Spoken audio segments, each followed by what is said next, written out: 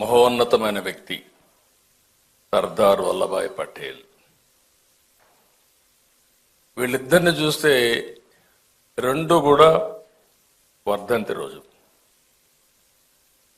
ఒక పక్క తెలుగు జాతి కోసరం, భాషా ప్రయుక్త రాష్ట్రాల కోసరం ప్రాణం అర్పించేటువంటి వ్యక్తి పొట్టి శ్రీరాములు గారైతే, దేశాన్ని ఐకమత్యం చేయడం కోసం, విలీనం కాకుండా ఐకమత్యం చేయడం కోసం పోరాడిన ఉక్కు మనిషి సర్దార్ వల్లభాయ్ పటేల్ అని చెప్పి కూడా నేను మీకు తెలియజేస్తున్నా.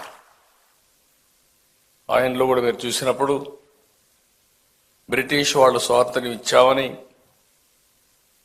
దేశం విడిపోయే పరిస్థితి వస్తే ఒక పక్క పాకిస్తాన్, బంగ్లాదేశ్ ఇవన్నీ వచ్చి, ఇంకో పక్క చూస్తే మన దేశంలో కూడా మేము స్వతంత్ర దేశాలుగా ఉంటామని హైదరాబాద్ రాష్ట్రం కూడా ఆ రోజు స్వతంత్ర దేశంగా ఉంటామంటే, కాదు భారతదేశం ఒకటేనని చెప్పి ఎన్నా ఎనకపోయినా మీరు ఉండాలని చెప్పిన ఏకైక వ్యక్తి సర్దార్ వల్లభాయ్ పటేల్.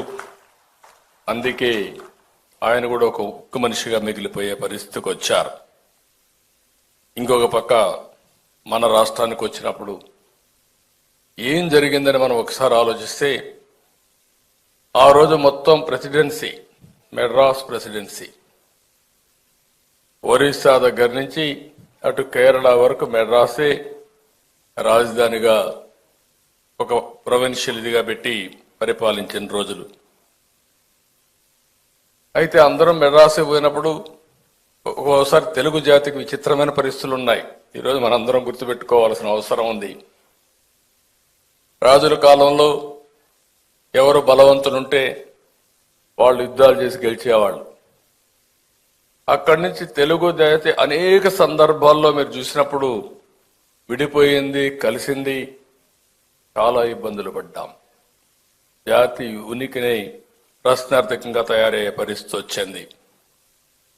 మెడ్రాస్లో ఉన్నప్పుడు మనకి ఏ పని కావాలన్నా మెడ్రాస్ పోయే పరిస్థితికి వచ్చాం.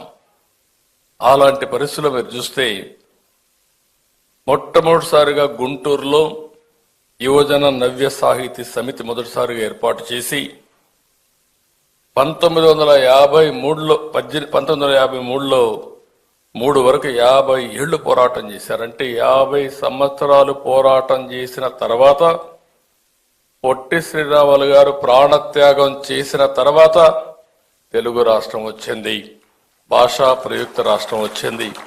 అంటే ఏ విధంగా జరిగిందనేది ఒక ఉదాహరణ.